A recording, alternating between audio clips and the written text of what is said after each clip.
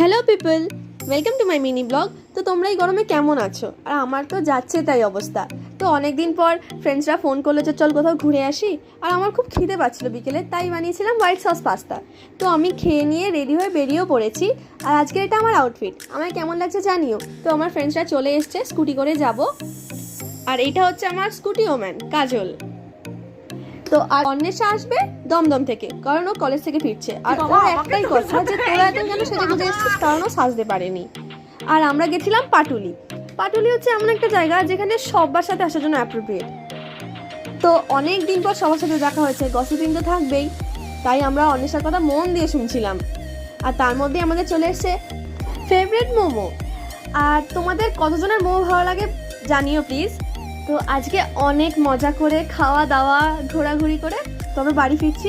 আর ভিডিওটা তোমাদের কেমন লাগলো জানিও। ততক্ষণের জন্য টাটা, বাই বাই।